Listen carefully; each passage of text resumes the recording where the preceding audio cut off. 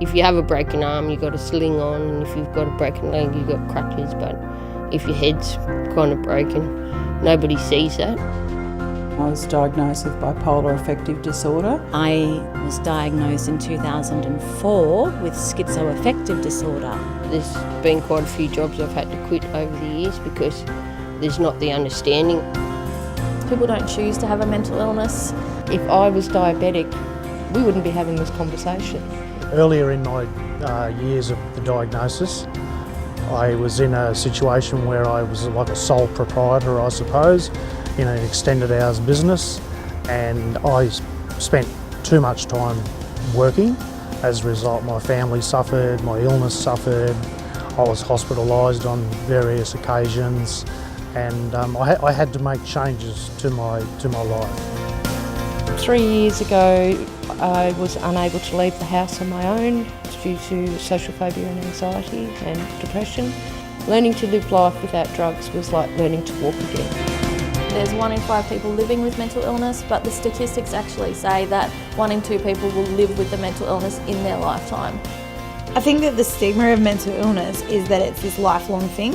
I now go out and give community talks talking about dual diagnosis and the importance of understanding that people with mental illness do quite often use substances to alleviate symptoms.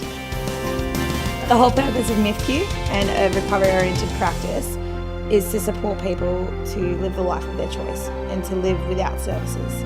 People can be part of the community and be successful in the community, even if they do suffer from a mental illness.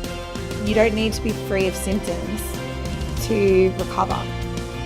It's about us standing up for people who can't necessarily stand up and say those things themselves and say it's okay to ask for help if you need help.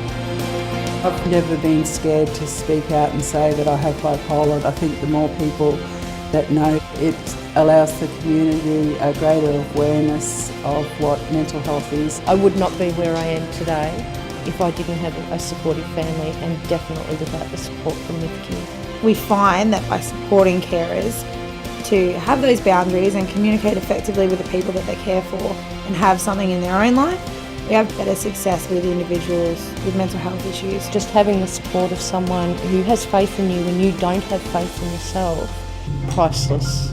Can't put a dollar figure on it. Talking about mental illness and accepting it as a normal part of the human experience is one of the most important factors in overcoming stigma and discrimination. I am not my illness. I am someone who lives with an illness. I want to get rid of that stigma.